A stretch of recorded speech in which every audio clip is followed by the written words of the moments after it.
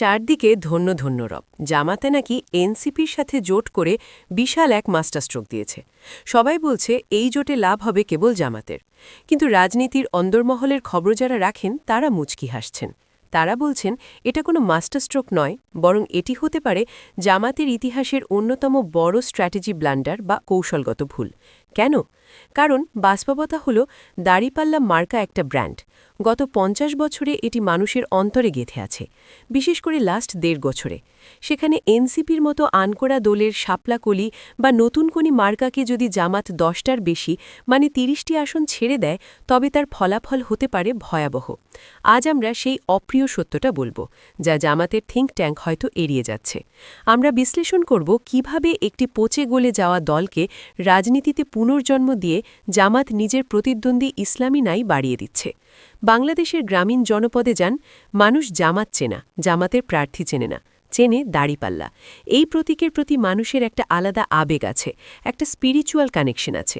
এখন এনসিপিকে যদি জামাত ৩০ থেকে ৪০টি আসন ছেড়ে দেয়, তবে ওই আসনগুলোতে তো আর দাড়িপাল্লা থাকবে না।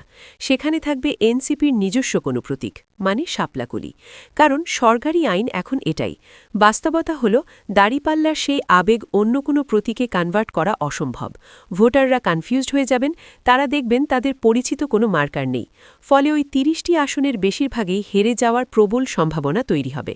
জামাত কি ভেবেছে তাদের ইশারাতেই সব ভোট এনসিপির বাক্সে পড়ে যাবে? রাজনীতি এত সরল অঙ্ক নয়। এনসিপির সাংগঠনিক ভিত্তি নেই, তাদের প্রার্থীর পরিচিতি নেই। সির্ফ জামাতের উপর ভর করে ৩০টি আসন বের করে আনা এটা দিবাস্বপ্ন ছাড়া আর কিছুই নয়। সত্যি কথা বলতে কি, এনসিপি বা জাতীয় নাগরিক পার্টি তো পচে গলে যাচ্ছিল। তাদের রাজনীতি প্রায় শেষের দিকে চলে গিয়েছিল।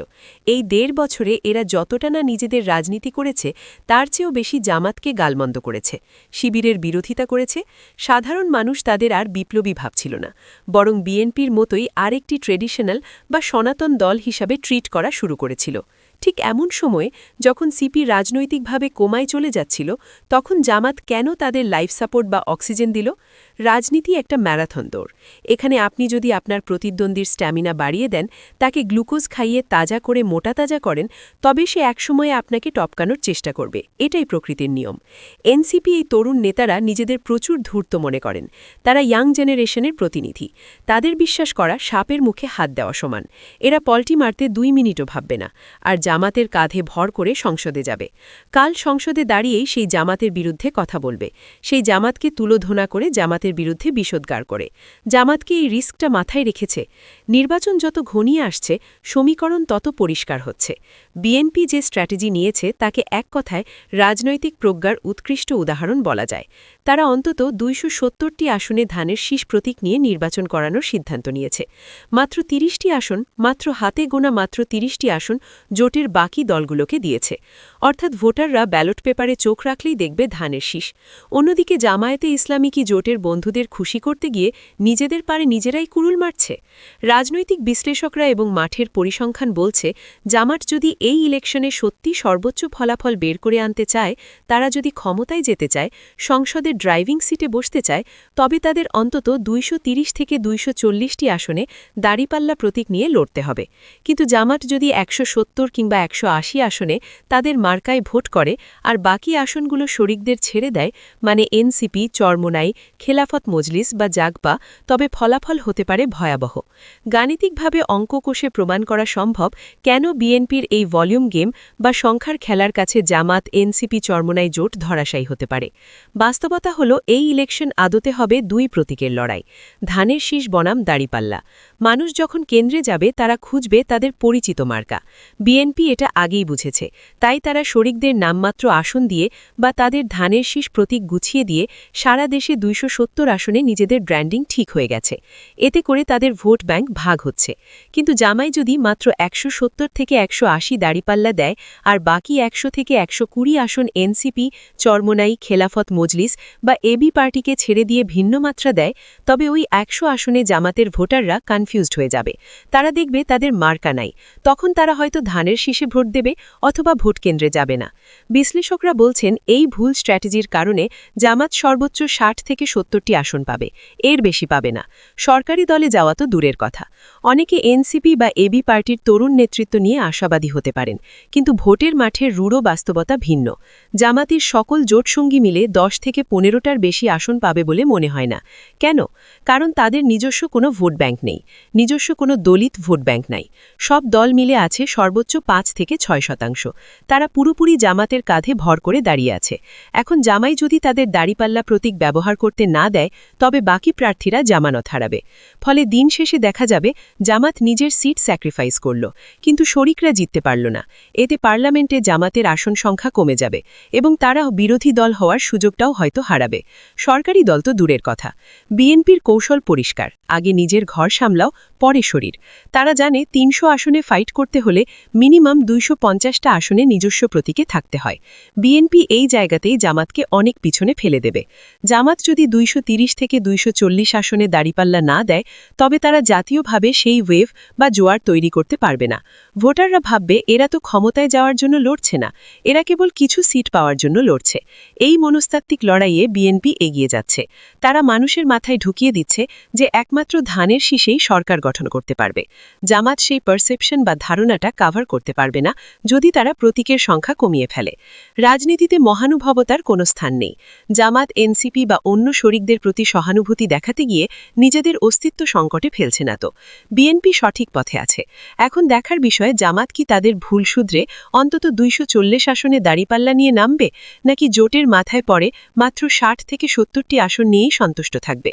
মনে রাখবেন, ব্যালট পেপারে প্রতীক কথা বলে, জোটের চুক্তি নয়। এই নির্বাচনে ধানের শীষ বনাম দাঁড়িপাল্লার লড়াইয়ে যদি দাঁড়িপাল্লায় গায়েব থাকে, তবে যুদ্ধের ফলাফল আগেই নির্ধারিত হয়ে যাবে। বিএনপির অজনপ্রিয়তা মানুষকে এমনিতেই জামাতের দিকে ঠেলে দিচ্ছিল। মানুষ বিকল্প কিছু খুঁজছিল। মানুষ বলা শুরু করেছিল, নৌকা ধানের শীষ লাঙল দেখা শেষ, দাঁড়িপাল্লাই এবার গড়বে বাংলাদেশ।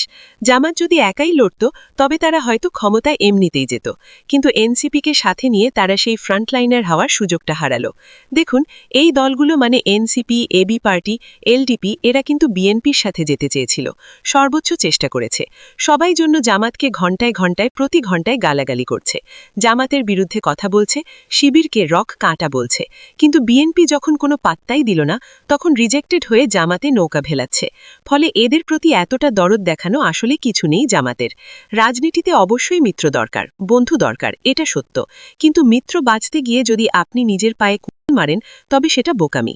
এনসিপির মতো একটি অনির্ভরযোগ্য এবং জনবিচ্ছিন্ন দলকে 30টি আসন দেওয়া মানে জামাতের 30 জন ত্যাগী নেতার স্বপ্ন করা, যারা গত 17 বছর ধরে নিজ নিজ আসনে জামাতকে শক্তিশালী করেছে, শিবিরকে শক্তিশালী করেছে।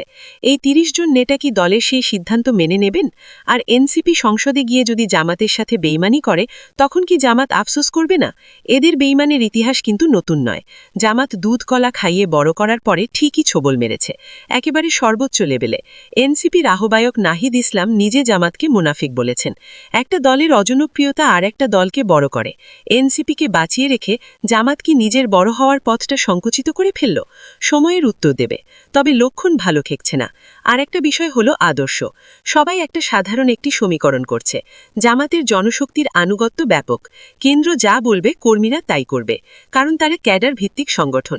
অর্থাৎ কেন্দ্র যদি এনসিপিকে সমর্থন দেয়, তবে জামাতের কর্মীরা ঝাঁপিয়ে পড়ে এনসিপিকে জিতিয়ে আনবে। খাতায় কলমে এই সব ঠিক আছে, কিন্তু মাঠের চিত্র কি এতই সরল? আমাদের পর্যবেক্ষণ ভিন্ন। জামাতের কর্মীরা সুশৃঙ্খল হতে পারেন, কিন্তু তারা তো রোবট নন। তাদের আবেগ আছে, ভালোবাসা আছে, আর ক্ষোভও আছে।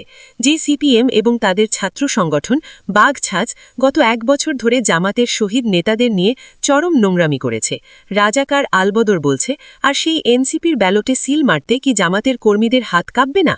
জামাত কর্মীদের কাছে তাদের শহীদ নেতা মতিউর রহমান নিজামী, গোলাম আজম, আলিয়া হাসান মুজাহিদ, দেলোয়ার হোসেন সাইদি কেবল নেতা নন, তারা আবেগের সর্বোচ্চ স্থান দখল করে আছেন। অথচ আমরা দেখেছি এনসিপি নেতা এবং তাদের ছাত্র সংগঠনের কর্মীরা বিভিন্ন সময়ে এই শহীদ নেতাদের নিয়ে কুরুচিপূর্ণ মন্তব্য করেছেন, চরম নোংরামি করেছেন। সোশ্যাল মিডিয়ায় তাদের সেই বক্তব্য এখনও ভাসছে। জামাতের তৃণমূলের কর্মীরা এসব ভুলেননি। এখন জোটের খাতিরে কেন্দ্র হয়তো এনসিপিকে মাফ করে দিয়েছে, কিন্তু গ্রামের সেই সাধারণ কর্মী যিনি তার নেতার রায় শুনে কেঁদেছিলেন, তিনি কিভাবে সেই এনসিপির প্রার্থীর জন্য ভোট চাইবেন? এটা কি তার আত্মসম্মানে লাগবে না? বাস্তবতা হল, সাংগঠনিক সিদ্ধান্তের কারণে হয়তো জামাতের স্থানীয় নেতারা এনসিপিকে ছেড়ে দেওয়া আসনে নিজেরা প্রার্থী হবেন না। তারা হয়তো মুখে বলবেন আমরা জোটের পক্ষে আছি, কিন্তু আসল খেলা হবে ভোটের মাঠে। অনেক আসনেই দেখা যাবে জামাত তাদের জনশক্তি নিয়ে পুরোপুরি মাঠে নামছে না। জামাতের জনশক্তি এনসিপি প্রার্থীকে কোনোভাবেই সহযোগিতা করছে না। তারা মিটিংয়ে যাবে না, মিছিলে লোক দেবে না, এমনকি ভোটের দিন কেন্দ্রটাও পাহারা দেবে না। একেই বলে নীরব অসহযোগিতা বা সাইলেন্ট নন কোঅপারেশন। জামাতের কর্মীরা হয়তো ভাববে নেতারা নির্দেশ দিয়েছে প্রার্থী না হতে, আমরা প্রার্থী হইনি, কিন্তু ওই নোংরা লোকটার জন্য ভোট চাওয়ার নির্দেশ আমরা মানব না। এনসিপি যদি ভাবে জামাতের সাইনবোর্ড পেলেই তারা পাশ করে যাবে, তবে তারা বোকার স্বর্গে বাস করছে। জামাতের অ্যাক্টিভ সাপোর্ট ছাড়া এনসিপির জামানত বাঁচানো কঠিন হবে। ফলে এনসিপির উচিত ৩০টা, ৪০টা, ৫০টা আসনের জন্য বার্গেনিং না করে ১০ বা ১৫টা আসন নিয়ে সন্তুষ্ট থাকা। তাতে সবাই সহযোগিতা করবে। শুধু অসহযোগিতাই নয়, আরও বড় ঝুঁকির আশঙ্কা আছে। অনেক আসনে যেখানে এনসিপি প্রার্থীর অতীত কর্মকাণ্ড খুব বেশি বিষাক্ত, দুর্নীতিবাজ হিসেবে আখ্যা পেয়েছেন, সেখানে জামাতের স্থানীয় বিক্ষুব্ধ নেতারা স্বতন্ত্র প্রার্থী হিসেবে দাঁড়িয়ে যেতে পারেন। তারা হয়তো দলের পদবি ব্যবহার করবেন না, কিন্তু স্থানীয় জনশক্তি এবং সাধারণ মানুষের সেন্টিমেন্টকে কাজে লাগিয়ে তারা এনসিপির বিরুদ্ধে অবস্থান নেবেন। কর্মীরা তখন বলবে, ইনি আমাদের মনের প্রার্থী, কেন্দ্রে চাপিয়ে দেওয়া প্রার্থীকে আমরা মানি না। ফলে দলে একটা বিশৃঙ্খলা তৈরি হতে পারে। ইতিহাসে এমন নজির অনেক আছে। কর্মীদের আবেগের কাছে অনেক সময় কেন্দ্রের কঠোর সিদ্ধান্ত হার মানে। এনসিপিকে ৩০টা আসন দেওয়া হলেও এই বিদ্রোহ বা স্বতন্ত্র ফ্যাক্টরের কারণে তারা কয়েকটি আসনে জিততে পারবে সেটা নিয়েও বড় সন্দেহ আছে। রাজনীতিতে সবসময় ২-২-৪ হয় না। জামাত নেতারা হয়তো এনসিপিকে সাথে নিয়ে বড় অঙ্ক করছেন, কিন্তু মাঠের কর্মীরা সেই অঙ্কে পানি ঢেলে দিতে পারেন। শহীদদের রক্তের সাথে যারা বেইমানি করেছে বা অপমান করেছে তাদের কাছে জড়িয়ে সংসদে পাঠানো, এটা জামাতের তৃণমূল মেনে নেবে কিনা তা দেখার জন্য আমাদের নির্বাচনের দিন পর্যন্ত অপেক্ষা করতে হবে। তবে একটা কথা স্পষ্ট, কাগজে কলমে জোট হলেও মনে জোট হওয়া এনসিপির সাথে অসম্ভব। আর মন না মিললে ভোট মিলবে কিভাবে? প্রিয় দর্শক, আপনার কি মনে হয়, জামাত কি ভুল পথে আগাচ্ছে? এনসিপিকে ৩০টা আসন দেওয়া কি উচিত? বা অন্য যে দলগুলো যারা জামাতের সাথে জোট পাচ্ছে, এখন ১৩টি দল প্রায় হয়ে গেছে, তাদেরকে কি ৫০টার বেশি আসন ছেড়ে দেওয়া উচিত? আপনার কি মনে হয় জানান কমেন্টের বক্সে।